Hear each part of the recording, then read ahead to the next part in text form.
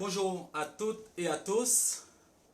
Je me nomme Jean-Robert Fleurissin, pasteur de l'église baptiste évangélique de Laval-Est. Je suis dans la joie quand on me dit « Allons à la maison de l'Éternel ». C'est avec une grande joie que nous vous annonçons la reprise de la célébration à l'église baptiste évangélique de Laval-Est, située au 500 boulevard d'Auteuil-Laval, dimanche prochain, Dieu voulant, le 2 août, de 10h à 11h45. Dimanche prochain, Dieu voulant, le 2 août, reprise de la célébration à l'église. Nous vous demandons, s'il vous plaît, de bien vouloir vous inscrire au plus tard le vendredi 31 juillet en téléphonant au 4 38 274 76 4 38 274 6016 afin d'assurer votre place au temple, puisque la santé publique limite le nombre à 50, le nombre de personnes lors des rassemblements intérieurs avant le 3 août. Donc, premier arrivé, premier servi. Inscrivez-vous avant vendredi prochain, Dieu voulant, au 438 274 6016. Oui, je suis dans la joie parce que ça fait 19 dimanches que je prêche via le Facebook de l'église. Et dimanche prochain, Dieu voulant, j'aurai le plaisir de vous revoir afin de célébrer le nom du Seigneur. J'aimerais vous lire le psaume 100, un psaume connu de tous.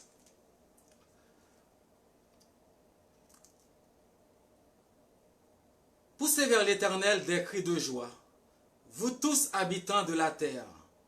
Servez l'Éternel avec joie. Venez avec allégresse en sa présence. Sachez que l'Éternel est Dieu. C'est lui qui nous a fait et nous lui appartenons. Nous sommes son peuple et le troupeau de son pâturage. Entrez dans ses portes avec des louanges, dans ses parvis avec des cantiques. Célébrez-le, bénissez son nom, car l'Éternel est bon, sa bonté dure toujours et sa fidélité de génération en génération. Prions, frères et sœurs. Notre Seigneur, notre Dieu, combien nous sommes contents de venir en ta présence ce matin pour te louer. Merci d'avoir été avec nous cette nuit et tu nous présentes cette journée. Qu'elle soit pour nous un sujet d'allégresse et de joie. Reçois notre adoration. Par Jésus-Christ, je te prie. Amen. Donc, comme annonce de cette semaine, je vous attends sur la ligne téléphonique mercredi soir à 18h45 pour le temps de prière, louange et de méditation. Comme je viens de vous l'annoncer, dimanche prochain, Dieu voulant, nous vous attendons au bâtiment, c'est-à-dire à l'église située au 500 boulevard d'Auteuil-Laval. Mais n'oubliez pas de vous inscrire pour assurer votre place. Notre sujet de ce matin est « Le meilleur est enfin arrivé ». Le meilleur est enfin arrivé. Nous terminons aujourd'hui la série de sermons sur le livre de Ruth. Si vous n'avez pas eu l'occasion d'écouter les 5 derniers messages, je vous en fais un résumé. Chapitre 1er du livre de Ruth. En raison d'une famine en Israël, Elimelech, Naomi, son épouse et leurs 2 enfants, Machlon et Kiljon, ont déménagé à Moab en territoire ennemi. Le désastre les a frappés.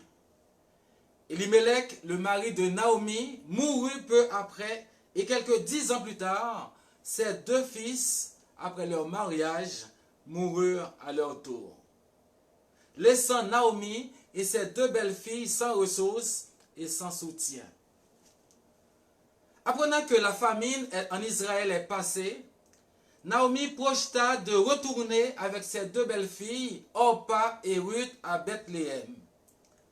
Mais en cours de route, elle leur offrit de recouvrer leur liberté et de rester au pays de Moab, où elles pourraient plus facilement se refaire une vie. Mais Ruth insista pour demeurer avec elle et lui dit, « Ton peuple sera mon peuple. Ton Dieu sera mon Dieu. Là où tu mourras, je mourrai aussi. » Lorsqu'elles entrèrent à Bethléem, les femmes s'exclamaient, « Est-ce vraiment Naomi ?» Et Naomi de leur confier alors que le Seigneur Tout-Puissant s'est tourné contre elle et a causé son malheur. On commençait juste à récolter l'orge. Chapitre 2. Ruth était une femme vaillante. Elle partit aussitôt glaner dans un champ du voisinage pour pourvoir à sa subsistance ainsi qu'à celle de Naomi. Dans sa providence, l'Éternel la dirigea vers un champ appartenant à Boaz.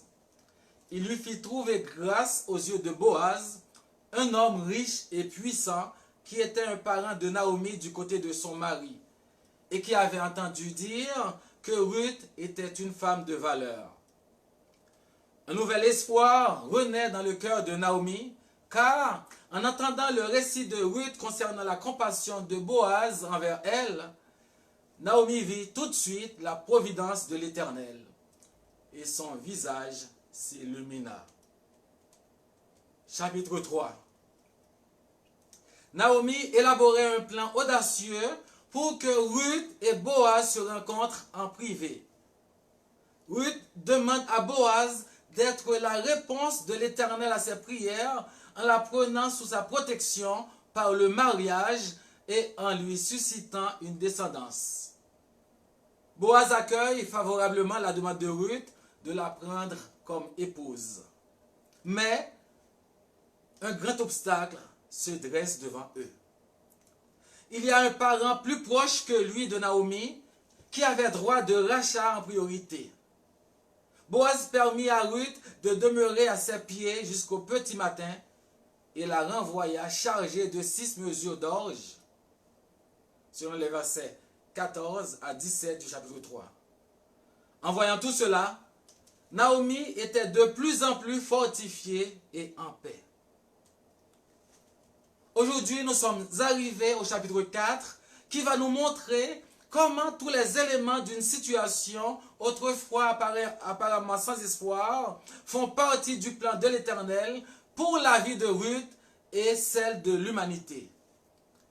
Écoutons la lecture de Ruth, chapitre 4. Ruth, chapitre 4. Boaz monta à la porte et s'y arrêta.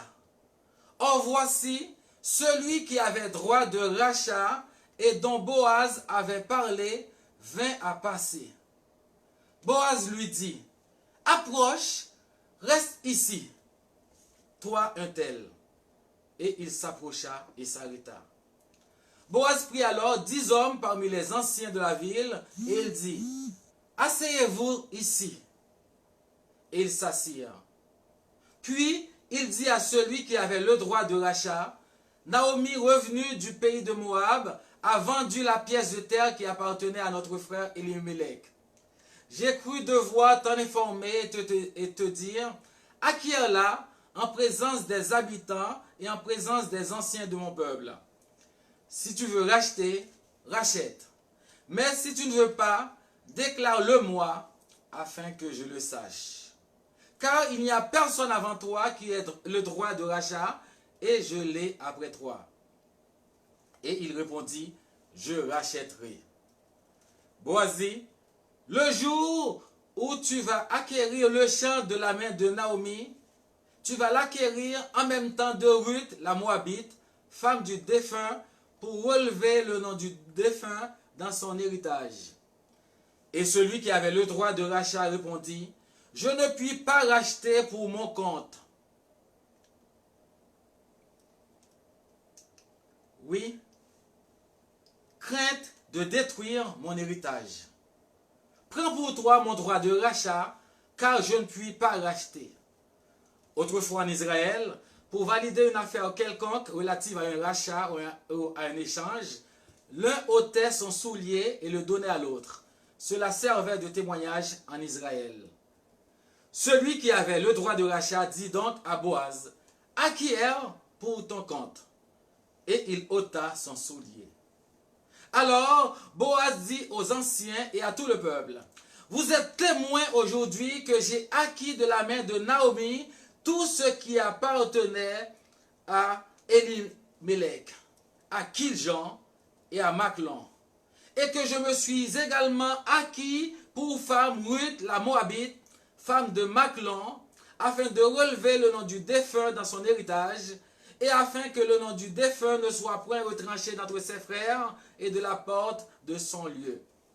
Vous en êtes tous témoins aujourd'hui. » Tout le peuple qui était à la porte et les anciens dirent, « Nous en sommes témoins.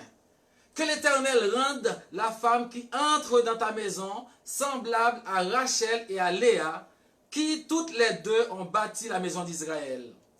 Manifeste ta force dans Ephrata et fais-toi un nom dans Bethléem. Puisse la postérité que l'Éternel te donnera par cette jeune femme rendre ta maison semblable à la maison de Péretz qui fut enfantée à Juda par Tamar. » Boaz prit Ruth, qui devint sa femme, et il alla vers elle. L'Éternel permit à Ruth de concevoir, et elle enfanta un fils. Les femmes dirent à Naomi, « Béni soit l'Éternel qui ne t'a point laissé manquer aujourd'hui d'un homme ayant droit de rachat, et dont le nom sera célébré en Israël. Cet enfant restaurera ton âme, et sera le soutien de ta vieillesse, car ta belle-fille qui t'aime l'a enfantée, elle qui vaut mieux pour toi que 7 fils. » Naomi prit l'enfant et le mit sur son sein, et elle fut sa garde. Les voisines lui donnèrent un nom en disant, « Un fils est né à Naomi. » Et elles l'appelèrent Obed. Ce fut le père d'Isaïe, père de David. Voici la postérité de Péretz. Péretz engendra Étron, Étron engendra Ram, Ram Aminadab, Aminadab Nachon, Nachon Salmon, Salmon engendra Boaz, Boaz engendra Obed, Obed engendra Isaïe, et Isaïe engendra David. Merci Seigneur pour ta parole. Donne-nous Seigneur de bien la comprendre, de la méditer et de la pratiquer tous les jours de notre vie. Par Jésus-Christ, je te le demande. Amen. Le chapitre 4 de Ruth commence là où le chapitre 3 s'est arrêté.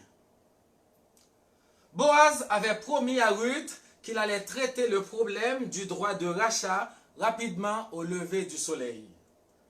Tôt le matin, il va directement à la porte de la ville afin de régler le dossier parce qu'il voulait épouser Ruth. Selon Ruth chapitre 3 verset 13. Boaz lui dit, « Ruth, passe ici la nuit, et demain, s'il veut user envers toi du droit de rachat à la bonne heure, qu'il le fasse. Mais s'il ne lui plaît pas d'en user envers toi, j'en userai, moi, l'Éternel est vivant. Reste couché jusqu'au matin. » On nous dit qu'à l'époque, la porte de la ville était l'équivalent de la mairie ou du palais de justice du comté, où les questions commerciales et juridiques étaient traitées. Si vous aviez une question de droit ou un cas qui devait être résolu d'une manière ou d'une autre, vous iriez à la porte de la ville et faire appel aux anciens et la justice serait administrée sommairement. Alors, Boaz est assis à la porte de la ville et il attend. Verset 1b. Or, voici, celui qui avait droit de rachat et dont Boaz avait parlé vint à passer. Frères et sœurs, chers amis et chers auditeurs, pouvons-nous voir une fois de plus la merveilleuse providence de l'Éternel dans ce verset? L'Éternel a permis que le parent rédempteur vienne juste au moment où Boaz était à la porte. Notons que ce parent était plus proche du mari décédé de Naomi. Il avait le premier choix de racheter ou non. L'Éternel a un timing parfait afin de réaliser ses desseins pour le bien de son peuple et la gloire de son nom. J'aimerais nous dire ce matin que Dieu n'est jamais en retard. Il choisit le moment qui lui convient afin de venir à notre secours. Un parent rédempteur devait remplir les 3 conditions suivantes. Être le plus proche parent de la famille. Être en mesure de racheter les membres de la famille de l'esclavage. Être capable de payer en totalité les terres qui avaient été confisquées. Et Boaz remplissait ces 3 conditions. En voyant le parent, Boaz l'invite à s'asseoir pour lui présenter son cas en présence des 10 des anciens de la ville, en tant que témoins de la transaction, auxquels s'ajoutaient en second rang les autres personnes présentes, selon les versets 9 et 11 du chapitre 4. Et très habilement, Boaz donne à celui qui a droit de rachat l'occasion de racheter le champ de terre en lui disant: avant de déménager à Moab, Elimelech a hypothéqué son terrain à Bethléem. Et Naomi, dans sa pauvreté, ne peut pas se permettre de le racheter. Alors, elle souhaite qu'un de ses parents le rachète au nom de sa famille. Je suis disposé à racheter ce champ pour le conserver à Naomi et à sa famille. Mais je ne puis le faire que si tu renonces à ton droit qui va avant le mien. Verset 4. Boaz dit à ce parent: j'ai cru devoir t'en informer et te dire: acquiers-la en présence des habitants et en présence des anciens de mon peuple. Si tu veux racheter, rachète. Mais si tu ne veux pas, déclare-le-moi afin que je le sache. Car il n'y a personne avant toi qui ait le droit de rachat, et je l'ai après toi. À notre grande surprise, le parent a répondu sans hésitation à Boaz en présence des anciens qui servaient de témoins: je vais racheter le terrain, selon le verset 4. Il voulait maintenant racheter la terre et l'utiliser à ses fins. En plus d'acquérir plus de terre à un bon prix, cette décision l'aurait également fait bien paraître aux yeux de la communauté, car il a rempli le rôle de parent rédempteur à très peu de frais pour lui. Il est intéressant de noter que Boaz n'a pas commencé par appeler le parent le plus proche pour racheter une personne. Mais il a séparé les deux questions: racheter le terrain et prendre Ruth pour femme, traitant d'abord de la question la plus simple. L'Éternel avait déclaré avant l'arrivée des Israélites dans la terre promise que la terre allouée aux familles devait rester en possession de ces familles grâce à la pratique du droit de rachat, selon Lévitique 25, verset 25. Si un Israélite dans le besoin voulait vendre son champ, il devait d'abord le proposer à son plus proche parent. Boaz, en tant qu'habile négociateur, ajoute, verset 5, le jour où tu vas acquérir le champ de la main de Naomi, tu l'acquerras en même temps de Ruth la Moabite, femme du défunt, afin de relever le nom du défunt dans son héritage. Notons que Boaz met l'accent sur la Moabite pour persuader ce parent de bien réfléchir au geste qu'il va poser. Parce que l'Éternel interdisait à son peuple d'épouser les Moabites selon Deutéronome 23, verset 3. Quand Boaz lui dit que celui qui rachète le champ devait aussi épouser Ruth, la Moabite, le parent s'en dégage en expliquant que cela détruirait son héritage.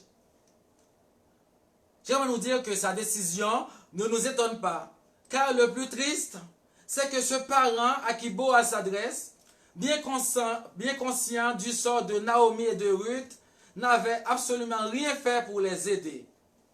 Tandis que Boaz, de son côté, avait montré sa compassion, son amour et son soutien aux deux veuves. Verset 6. Et celui qui avait le droit de rachat répondit, « Je ne puis pas racheter pour mon compte, crainte de détruire mon héritage. Prends pour toi mon droit de rachat, car je ne puis pas racheter. » Wow! Ce parent a répété 2 fois au verset 6. « Je ne peux pas racheter le terrain. » Pourquoi?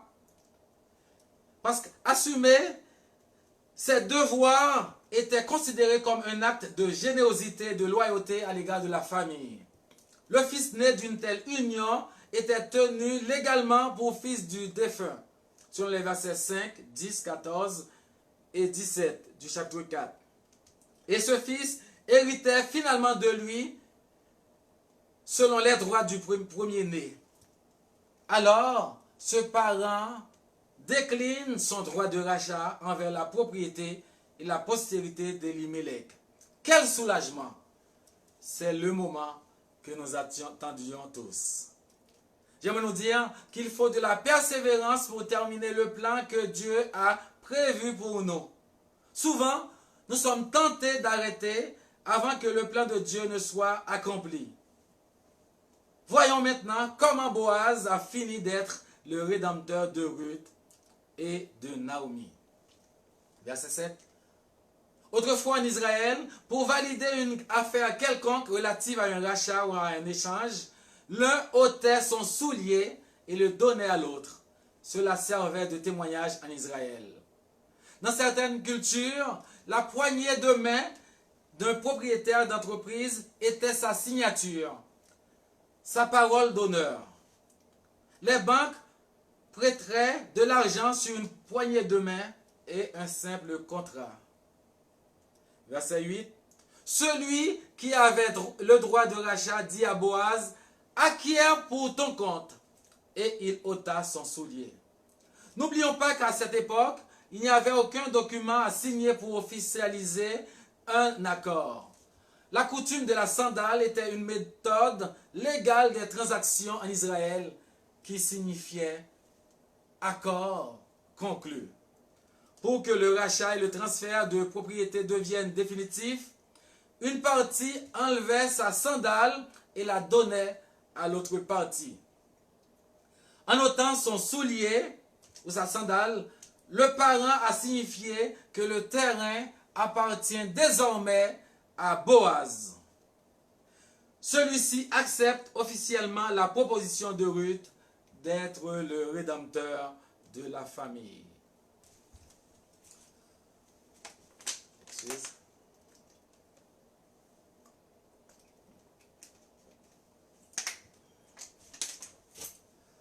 Au verset 9 et 10, Boaz va faire une déclaration publique de son intention d'épouser Ruth. Il s'adresse donc aux anciens et à la foule en tant que témoin. Et le verset 9, verset 10, sont les derniers mots de Boaz prononcés dans cette histoire. Verset 9. Alors Boaz dit aux anciens et à tout le peuple, « Vous êtes témoins aujourd'hui que j'ai acquis de la main de Naomi tout ce qui appartenait à Elimelech, à Kiljon et à Machlon. » Verset 10. « Et que je me suis également acquis pour femme Ruth la Moabite, femme de Machlon, pour relever le nom du défunt dans son héritage, et afin que le nom du défunt ne soit point retranché d'entre ses frères et de la porte de son lieu. Vous en êtes témoins aujourd'hui. Boaz cite par leur nom les 3 hommes qui sont morts dans le premier chapitre de ce livre. Leurs noms sont mentionnés pour dire que le terrain que Boaz vient de racheter aurait été leur propriété s'ils avaient vécu jusqu'à ce jour. J'aimerais soulever un point important au verset 10. Boaz prend la pauvre Moabite, Ruth, qui ne possède rien, la sort de son abaissement et dit devant tout le peuple, vous êtes aujourd'hui témoins que je me suis également acquis pour femme Ruth la Moabite, femme de Machlon. Machlon qui était décédé à Moab. Waouh! Quelle grâce! Boaz, cet homme riche et puissant, prend la pauvre femme et dit, je l'ai rachetée pour en faire mon épouse. Je l'ai rachetée pour en faire mon épouse. De même, l'apôtre Paul va dire en Éphésiens 2, nous sommes l'épouse du Seigneur. Lui, le Seigneur qui nous a acquis par son sang précieux et qui veut faire paraître cette épouse sans ride ni tache devant le Seigneur. Par ce rachat, Ruth ne sera plus une veuve moabite, pauvre et méprisée. Elle ne sera plus ni la modeste glaneuse dans les champs de Boaz, ni celle qui présente avec crainte sa requête. Les moissonneurs ne laisseront plus tomber pour elle des épis, car maintenant, toute la moisson lui appartient. Et ce n'est pas seulement tout l'héritage d'Elimelech, de Kiljon et de Machlon qui est maintenant à elle, mais toutes les richesses de Boaz, cet homme puissant et riche, sont à sa disposition. Ruth, désormais, n'est plus la femme du défunt, mais elle est l'épouse de Boaz. J'aimerais vous dire que seul l'Éternel pouvait apporter un tel changement de situation dans la vie de Ruth, la Moabite. Notons les transformations opérées dans la vie de Ruth. En Ruth chapitre 2 verset 10, elle se désignait comme une étrangère. Comment ai-je trouvé grâce à tes yeux pour que tu t'intéresses à moi qui suis une étrangère? Dit-elle à Boaz. Au verset 13, elle se considérait inférieure à une servante. Tu m'as consolée et tu as parlé au cœur de ta servante, et pourtant je ne suis pas moi comme l'une de tes servantes. Au chapitre 3, verset 9, elle se disait servante, c'est-à-dire je suis éligible au mariage. Je suis Ruth, ta servante, étends ton aile sur ta servante. Maintenant, au chapitre 4, verset 10, Boaz a acquis pour femme Ruth la Moabite, femme de Machlon. Et j'aimerais nous dire que c'est la dernière fois que Ruth sera appelée Moabite. Au verset 13, Boaz prit Ruth qui devint son épouse. Et Ruth est l'une des 5 femmes seulement à être mentionnées dans la généalogie de Jésus, selon Matthieu chapitre 1er, versets 1 à 16. Waouh! Seul l'Éternel peut opérer un miracle.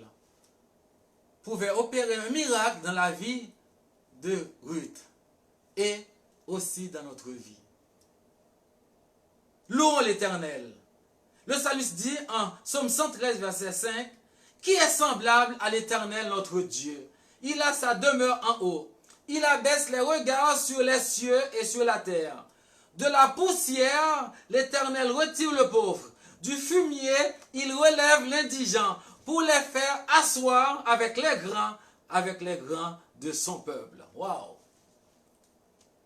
J'aimerais te poser cette question ce matin. Comment est ta situation en ce moment?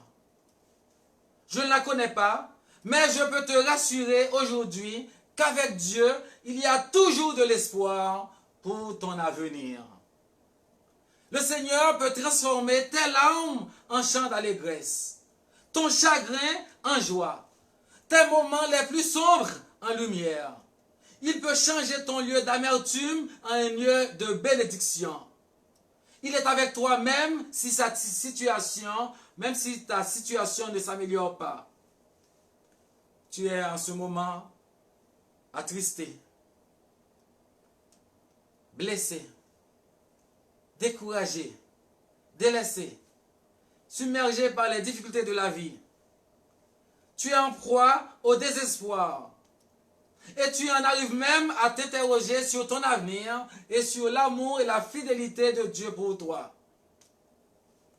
J'aimerais te dire que le Seigneur veut te restaurer malgré tes nombreux péchés, tes échecs, tes erreurs, tes combats, tes peurs, tes pleurs et tes manquements. Dieu n'a pas encore fini d'écrire ton histoire. Dis-le à quelqu'un près de toi. Dieu n'a pas encore fini d'écrire mon histoire. Les difficultés que tu traverses en ce moment ne sont pas le chapitre final de ta vie. Je répète, les difficultés que tu traverses, Jean, Jacques, Claude, Pierre, en ce moment, ne sont pas le chapitre final de ta vie. Ne laisse donc pas les échecs du passé définir ton avenir. Aujourd'hui, même si tu as l'impression que ton passé a fait de ta vie un étang, sache que le Seigneur peut en faire un ruisseau. Parce que la parole de Dieu te dit, en Ésaïe 43, verset 18, ne pense plus aux événements passés et ne considère plus ce qui est ancien. Voici, je vais faire une chose nouvelle sur le point d'arriver. Ne la connaîtras-tu pas? Je mettrai un chemin dans le désert et des fleuves dans la solitude. Quel beau verset. Ne pense plus aux événements passés et ne considère plus ce qui est ancien. Quelqu'un a dit, je pense que j'ai déjà cité cette phrase, ne pense plus à ton passé. Peu importe le passé. Mais participe à ton présent. Ne pense plus à ton passé. Mais participe à ton présent. Pour que ton futur soit plus que parfait. Ne pense plus à ton passé, qu'il soit simple ou composé. Mais participe à ton présent pour que ton futur soit plus que parfait. Et le Seigneur te dit, ne pense plus aux événements passés. Ne considère plus ce qui est ancien. Voici, je vais faire pour toi une chose nouvelle sur le point d'arriver. Je mettrai un chemin dans le désert et des fleuves dans la solitude. Après la déclaration de Boaz de sa volonté de racheter la famille de Naomi, les anciens vont prononcer 3 bénédictions à cette union au verset 11 et 12 qui vont se concrétiser au fil de l'histoire. Première bénédiction, verset 11b. Ils disent, que l'Éternel rende la femme qui entre dans ta maison semblable à Rachel et à Léa, qui toutes les deux ont bâti la maison d'Israël. La référence à Rachel et Léa ici est très intéressante, car ces 2 femmes étaient les épouses de Jacob, qui étaient finalement responsables des 12 fils qui ont conduit aux 12 tribus d'Israël. Deuxième bénédiction, 11c. Manifeste ta force dans Ephrata et fais-toi un nom dans Bethléem. Ces anciens demandent à Dieu d'aider Boaz à agir dignement et à devenir célèbre à Bethléem, sa ville natale. Troisième bénédiction. Puisse la postérité que l'Éternel te donnera par cette jeune femme rendre ta maison semblable à la maison de Péretz qui fut enfantée à Juda par Tamar. Wow. J'aime nous dire que la grâce de Dieu abolit toutes les barrières de la race et offre de l'espoir aux pécheurs désespérés. La bénédiction était que la maison de Boaz serait comme la maison de Péretz. Péretz est né à Juda et Tamar, dans des circonstances scandaleuses, mais est devenue l'une des principales familles de Juda. Péretz était un ancêtre direct de Boaz.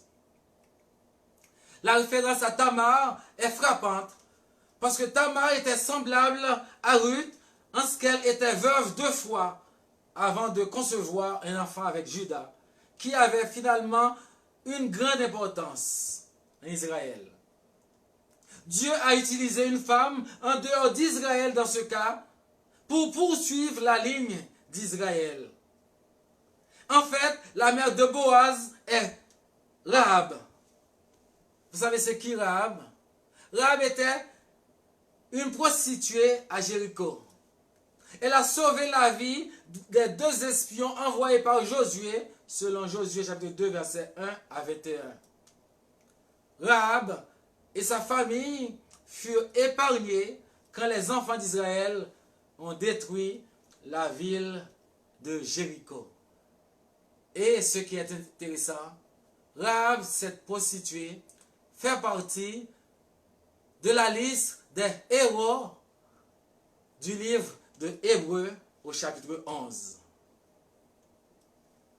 Une fois tout obstacle écarté, le jour des noces arrive, où Boaz prit Ruth et elle fut sa femme, selon le verset 13. Et il alla vers elle. L'Éternel permit à Ruth de concevoir et elle enfanta un fils.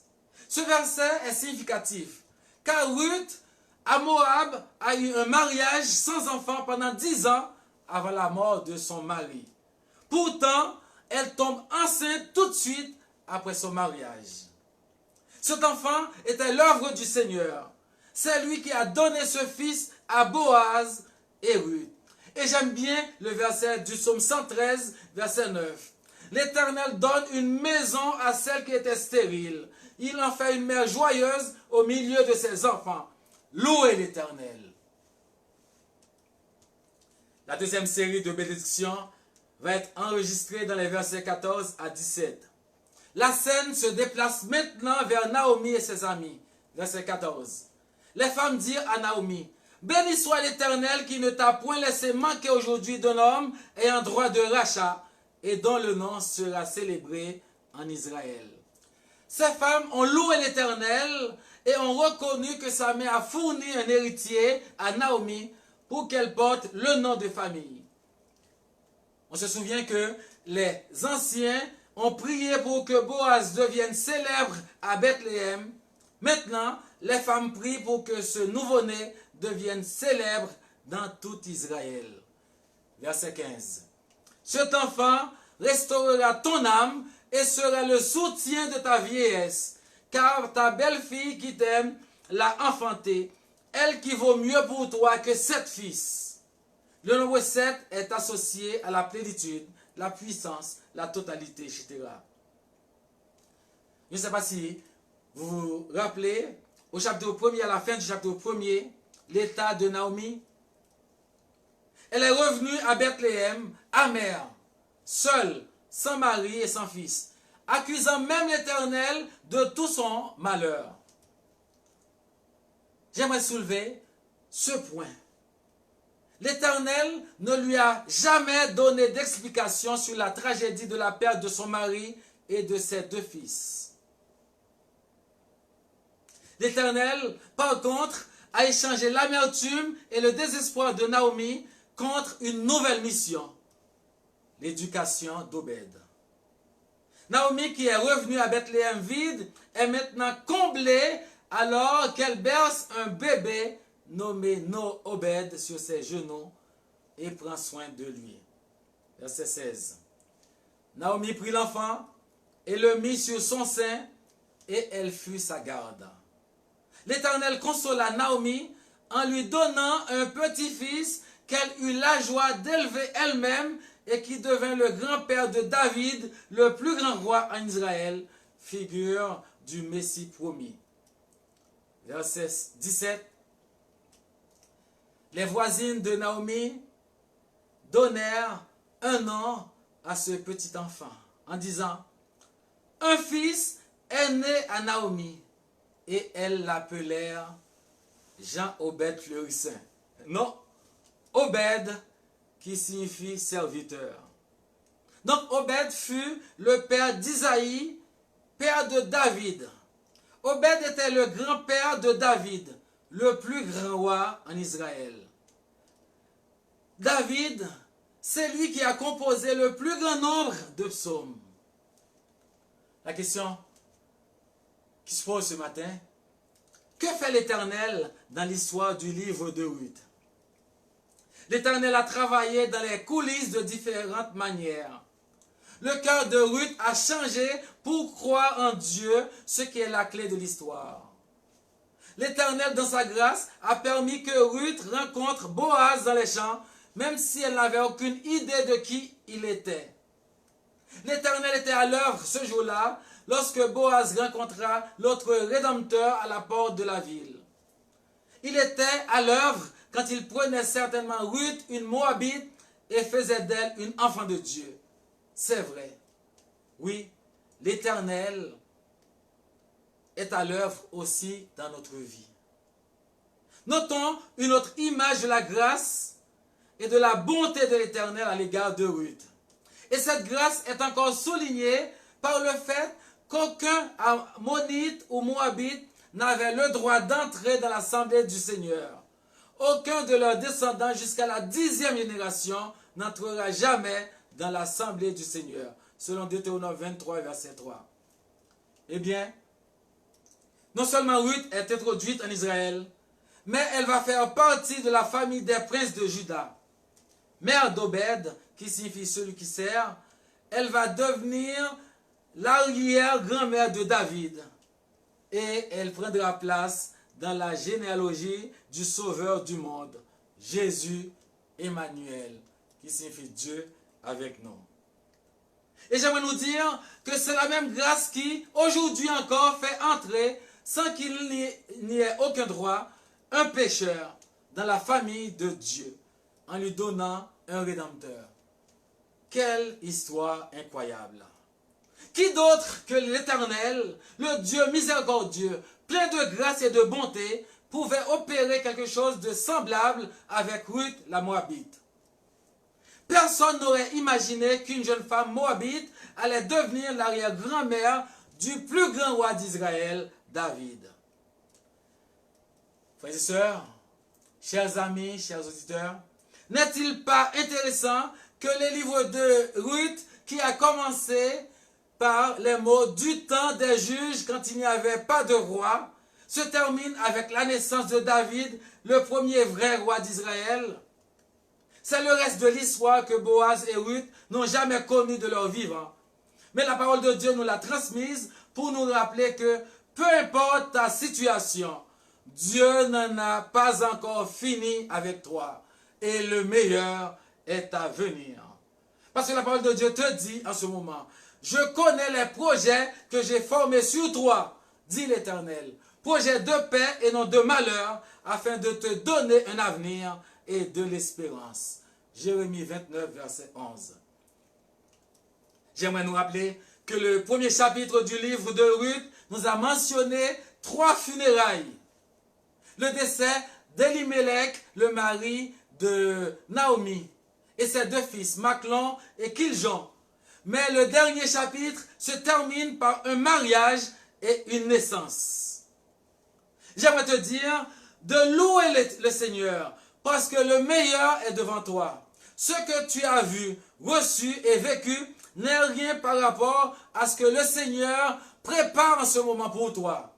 Il n'y a aucune commune mesure entre les souffrances de ta vie présente et la gloire qui va se révéler pour toi. Donc, ne baisse jamais les bras. Confie-toi toujours en Dieu et il te donnera la force pour continuer. Parce que le meilleur est à venir. Tout comme l'Éternel a réalisé ses bons desseins pour Naomi à travers l'amour de Ruth et la générosité de Boaz, Dieu n'en a pas encore fini avec toi. Le livre de Ruth t'enseigne que Dieu travaille dans les coulisses durant tes temps d'épreuve pour te soutenir et qu'il va orchestrer aussi dans sa providence des circonstances étonnantes pour te bénir d'une manière ou d'une autre, au-delà de tout ce que tu aurais pu penser ou imaginer. Oui, Dieu est en coulisses derrière les rideaux de ta vie. Il prend toujours tes fils emmêlés, les tisse ensemble et fait tout concourir pour sa gloire et pour ton bien. Dieu fait tout concourir pour sa gloire et pour ton bien. J'aimerais te dire que le mot tout contient tes tragédies, tes épreuves, tes larmes versées, tes chagrins, tes fardeaux, quelle qu'en soit la taille, tes difficultés, quelle qu'en soit la complexité, tes journées, même si elles sont assombries de nuages. Est-ce qu'il y a présentement dans ta vie une situation que tu aimerais remettre à Dieu par la foi pour qu'il agisse et te révèle sa gloire? Oui. Le Seigneur permet souvent que tu sois déstabilisé et même sévèrement éprouvé, que tu en sois directement responsable ou non, au point que tu en viennes à croire qu'il t'a abandonné et ne s'en soucie pas. Mais dans sa grâce, Dieu se sert de ces temps d'épreuve pour te former et te façonner à son image. Chers amis, chers auditeurs, chers frères et sœurs dans le Seigneur, le livre de Ruth a été écrit pour toi, pour te rappeler que peu importe ta nationalité, ta couleur, ton statut, ton éducation, ton passé, Jésus peut et veut te sauver en ce moment. Tu n'es jamais hors de portée du pardon de Dieu. Le livre de Ruth est aussi écrit pour t'aider à voir les panneaux de l'amour de Dieu dans ta vie et à faire confiance à sa grâce, même lorsque les nuages sont si épais que tu ne peux pas voir la route et encore moins les signes sur le côté. Pourquoi? Parce que Dieu te rassure en ce moment. En Deutéronome 31, verset 8. L'Éternel marchera lui-même devant toi. Il sera lui-même avec toi. Il ne te délaissera point. Il ne t'abandonnera point. Ne crains point et ne t'effraie point. Et David ajoute en Psaume 139, verset 5. Éternel, tu m'entoures par devant et par derrière et tu mets ta main sur nous. Oui, le Seigneur t'aime. Il veut te restaurer. Confie-toi en lui et attends-toi patiemment en l'Éternel. L'Éternel qui est notre bon papa. L'Éternel qui est un refuge, un appui et un secours qui ne manque jamais dans la détresse. Oui, frères et sœurs, je veux remercier le Seigneur pour le livre de Ruth. De la même façon que le Seigneur a usé son amour, sa compassion, sa miséricorde envers Ruth, et il est prêt aujourd'hui à témoigner de sa bonté envers toi, de son amour, de sa compassion et de sa miséricorde. Si tu ne le connais pas en ce moment, viens maintenant à lui. Et pour toi qui le connais, qui transporte des fardeaux, il y a un cantique, le refrain du cantique dit, dis tout à Jésus, tu ne peux porter seul des fardeaux. Dis tout à Jésus, c'est lui qui donne le vrai repos. Et j'aimerais terminer avec les paroles, le quatrième couplet du cantique Sois sans alarme, qui dit, Si tu es seul, troisième couplet, si tu es seul, découragé, Dieu prendra soin de toi. Il est toujours ton bon berger, Dieu prendra soin de toi. Ne crains donc pas le lendemain, Dieu prendra soin de toi. Pas à pas, ta main dans sa main, Dieu prendra soin de toi. Où en es-tu ce matin? Est-ce que tu es un enfant de Dieu? Si oui, continue à fixer tes regards sur Dieu, à te confier en lui, parce que le meilleur est à venir. Oui, le meilleur est à venir pour toi, parce que le Seigneur Jésus est allé te préparer une place. Il prépare une place, il revient te chercher, afin que là où il sera, tu y sois aussi. Une place où il n'y aura ni pleurs, ni deuil, ni cris, ni douleur. Ça va être la joie, la paix, l'amour. Mais en attendant ce moment glorieux, restons en Christ. Restons attachés à lui et à lui seul, car de lui seul vient ton secours. Que le Seigneur nous bénisse par sa parole. Amen. Oui, je veux te remercier d'avoir été avec nous via le Facebook de l'Église baptiste évangélique de Laval-Est ce matin. Pendant les 19 dimanches, tu as été fidèle. Merci Seigneur. Et dimanche prochain, Dieu voulant, à 10 h, je vous attends. Comme je l'ai dit au début, n'oubliez pas de vous inscrire avant vendredi le 31 juillet en téléphonant au 438-274-6016 afin d'assurer votre place au temple. Parce que la santé publique limite à 50 le nombre de personnes lors des rassemblements intérieurs avant le 3 août. Donc, premiers arrivés, premiers servis. En attendant ce moment, que le Seigneur répande sur chacun de nous ses riches bénédictions.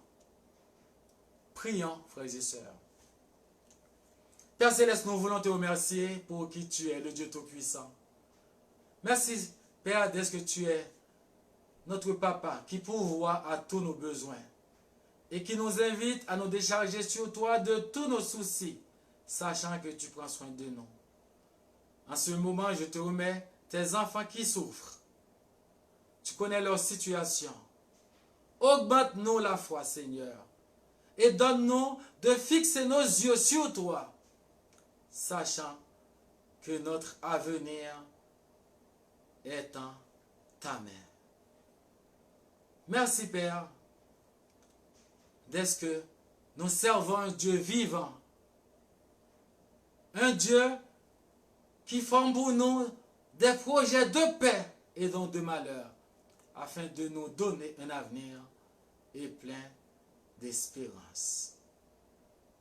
Père Céleste, merci encore pour ta parole, pour le beau livre du livre de Ruth, qui nous montre ta providence envers Ruth, la Moabite. Cette femme qui n'avait même pas droit, Père Saint, de se présenter au temple. Tu l'as sauvée et tu as fait d'elle ton enfant. Et merci pour ton amour, ta bonté, ta miséricorde et ta compassion envers nous. Et merci encore pour cette journée, pour le reste de notre vie. Merci pour ta parole qui nous rassure qu'aucun de nos cheveux ne peut tomber sans ta permission. Père, merci pour ce plan merveilleux que tu élabores pour nous. Et merci de ce que tu nous exauces. Par Jésus-Christ, je te prie. Amen. Merci beaucoup, frères et sœurs, chers amis et chers auditeurs, de nous avoir suivis via le Facebook de l'Église. Et dimanche prochain et les autres dimanches, Dieu voulant, nous allons continuer, continuons à nous suivre sur le Facebook de l'Église et partageons ces messages à nos amis. Invitons-les à écouter la parole de Dieu. Et je vous souhaite un bon dimanche, une bonne semaine. Que le Seigneur vous bénisse abondamment. Bonne semaine, que Dieu vous bénisse. Au revoir. Amen.